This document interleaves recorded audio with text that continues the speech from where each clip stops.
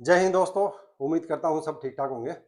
आज की इस वीडियो में हम बात करेंगे एक्स सर्विसमैन की पिछले साल ग्रामीण बैंक यानी प्रीवियस ईयर की ग्रामीण बैंक की कट ऑफ क्या रही थी एक्स सर्विसमैन और डिसेबल्ड या डिपेंडेंट एक्स सर्विसमैन की। आप एक्स सर्विसमैन हो या अभी 1 या 2 साल के अंदर रिटायरमेंट आने वाले हो, आपका भी सपना बैंकिंग सेक्टर में जॉब लेने का है। कई साथी ऐसे होंगे जिनका इंग्लिश का सेक्शन कमजोर होगा, तो इंग्लिश की वजह से आपका सिलेक्शन नहीं रुकेगा। ग्रामीण बैंक में इंग्लिश नहीं होती, मेंस के अंदर ऑप्शनल होती है लेकिन प्री में होती नहीं। मेंस में आप हिंदी या इंग्लिश में से एक सेक्शन चूज कर सकते हो। अगर किसी को डिटेल में जानना है कि प्री में क्या पूछा जाता है, मेंस में क्या पूछा जाता है, कितना टाइमिंग, पूरी डिटेल जानकारी के लिए एक अलग से वीडियो बनाया हुआ है। जितने बिगिनर्स हैं या जिनको इंटरेस्ट है जानने का, वो वीडियो जरूर देख लेना, आपके काम आएगी। पिछले साल की कट ऑफ जानना इसलिए ज़रूरी होता है कि अब जब नया नोटिफिकेशन आएगा, हम अपने स्टेट के हिसाब से, अपनी कैटेगरी ईएसएम और डीईएसएम के हिसाब से वैकेंसी कंपेयर करेंगे। और अपना मेन टारगेट है एक मिनिमम स्कोर निर्धारित करना, भी इतना तो चाहिए चाहिए मुझे। इसको कम्प्लीटली ज़्यादा टाइम नहीं लगाएंगे इसके अंदर, जो मेन मेन चीज़ें उनके ऊपर बात करेंगे। अगर इसका कंप्लीट पीडीएफ चाहिए आपको हर स्टेट की, इसमें 20 स्टेट मैंने लिख रखे हैं, और इसके अलावा जितने भी स्टेट बच गए, आप सभी को जो पीडीएफ मिल जाएगा अपने Telegram channel ESM success point, उसको जरूर ज्वाइन कर लेना। उसके अंदर आपको पीडीएफ मिल जाएगा। और जो साथी फर्स्ट टाइम चैनल पर, चैनल को सब्सक्राइब जरूर कर लेना, वीडियो शेयर करना अपने दोस्तों के साथ, खासकर जो अभी रिटायरमेंट नहीं आए हैं उनके लिए बहुत इंपॉर्टेंट वीडियो रहते हैं।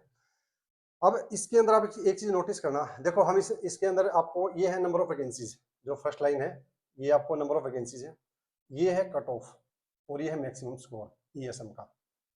यहाँ पर डीएसएम में ये नंबर ऑफ वैकेंसी, ये है कट ऑफ, और ये है मैक्सिमम स्कोर। इससे आपको मैक्सिमम स्कोर से देखो, आपको देखोगे कई साथी ऐसे हैं जिन्होंने सिविल की कट ऑफ क्रॉस कर रखी होगी 62, ये 100 में से है। आप इसको अगर रियल नंबर पता करने हैं, आपको 2 से मल्टीप्लाई करना, आपको नंबर पता चल जाएगा कि कितने नंबर हमने लेने हैं। पेपर 200 नंबर का होता है। अभी साथी के 120 प्लस हैं, इसके 120 प्लस हैं, यानी कि जो 60 से ऊपर यानी 120, तो उन्होंने सिविल की कट ऑफ क्रॉस कर रखी है। ये मान के चलो किसी स्टेट के हिसाब से, हर स्टेट में नहीं होती इतनी, मैं ये नहीं बोल रहा कि हरियाणा की सिविल की कट ऑफ सारी इतनी रही होंगी, लेकिन आप ये देखिए 120 प्लस स्कोर भी अपने साथियों ने कर रखा है। तो अपने में से ही वो साथी जिन लोगों ने तैयारी अच्छी करी या बार बार एग्जाम दिए हैं और अपना ये स्कोर उन्होंने हासिल करा है, आपने अपने स्टेट को देखना है। अपनी आने वाली टाइम में जो अभी साल नोटिफिकेशन आएगा उसके अंदर वैकेंसी देखनी है, और अपनी मिनिमम कट ऑफ को ध्यान रखना है कि मेरे स्टेट की मिनिमम कट ऑफ ये है। मान के चलिए यूपी के अंदर सबसे ज्यादा वैकेंसी ज्यादातर यूपी में रहती हैं, राजस्थान महाराष्ट्र इन्हीं में ज्यादा वैकेंसी आती है। देखिए यूपी में 172 एक्सर्विसमैन की वैकेंसी, राजस्थान में 172 एक्सर्विसमैन, डीईएसएम 78, और गुजरात में 30, 13, यूपी में 100, 45, एमपी में 54 और 24। ये स्टेट है हिंदी भाषा वाले स्टेट, जहाँ पर लोग एक दूसरे स्टेट में अप्लाई करते हैं। कई साथी ऐसे हैं राजस्थान के हरियाणा में अप्लाई कर देते हैं, हरियाणा वाले राजस्थान में, और यूपी वाले राजस्थान हरियाणा, यानी कि जो हिंदी भाषा के स्टेट हैं वो एक दूसरे स्टेट में अप्लाई कर देते हैं। आप किसी भी एक स्टेट से अप्लाई कर सकते हो, कोई दिक्कत नहीं है। लेकिन जैसे जिन स्टेटों में लैंग्वेज होती है, केरला, कर्नाटका, उड़ीसा, तमिलनाडु, तेलंगाना, आंध्रा, उनकी आपको लैंग्वेज आनी चाहिए। उसका टेस्ट होता है बाद में, और आगे आने वाले टाइम में वो टेस्ट पहले होने लग जाएगा। वो लैंग्वेज प्रोफिशिएंसी टेस्ट होता है, वो लोकल लैंग्वेज प्रोफिशिएंसी टेस्ट। इसके हिसाब से आप अपना स्टेट देखना है, आपने अपनी कैटेगरी देखनी है, आप ईएसएम हो डीईएसएम हो, मिनिमम कट ऑफ देखनी है और अपना टारगेट बनाना है। देखिए फिर मैं कहूँगा, पिछले साल की जो कट ऑफ होती है वो अगले साल की तैयारी करने में बहुत ज़्यादा मदद करती है। कई बार हम इग्नोर कर देते हैं पिछले साल की कट ऑफ को, हमें पता नहीं होता हमारा टारगेट क्या है। जो एडवांस लेवल की तैयारी करते हैं, जो अपने साथी हैं, वो इन चीज़ों को बहुत छोटी से छोटी, हर छोटी से छोटी चीज़ को जानते हो। पूरे नोटिफिकेशन में क्या लिखा है, उसकी रिक्वायरमेंट क्या है, सिलेबस किस प्रकार का, टाइमिंग है, किस सब्जेक्ट की कितनी वेटेज है, आपको सारी चीज़ें समझनी पड़ेंगी।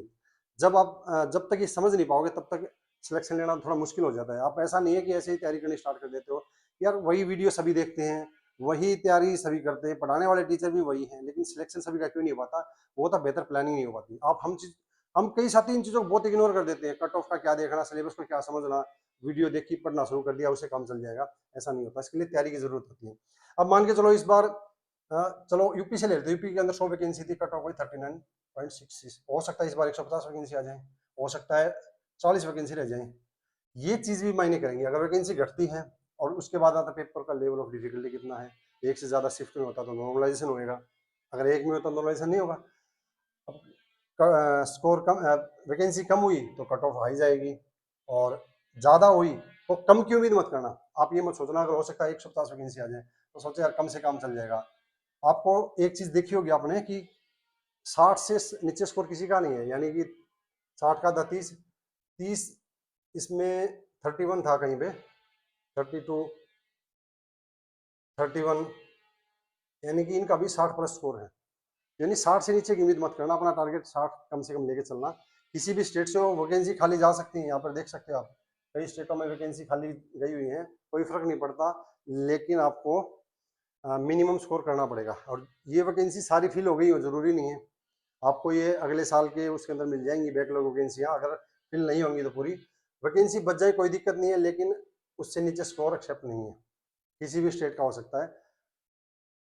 तो आप अपना स्टेट देखना, अपनी कैटेगरी देखना, उसके हिसाब से अपनी तैयारी करना, कंप्लीट देखना है। जिसको और स्टेट बच गई, आप पीडीएफ चाहिए अपना टेलीग्राम चैनल ज्वाइन कर लेना, उसके अंदर आपको पीडीएफ मिल जाएगी। फिर भी ज़्यादातर वैकेंसियाँ जिसमें आती हैं राजस्थान, गुजरात, यूपी, एमपी, महाराष्ट्र में इस बार कम थी, वैकेंसी अच्छी आती है उसमें भी, उत्तराखंड और केरला, कर्नाटका, उड़ीसा, तमिलनाडु, यहाँ पर भी काफ़ी अच्छी वैकेंसियाँ रहती हैं।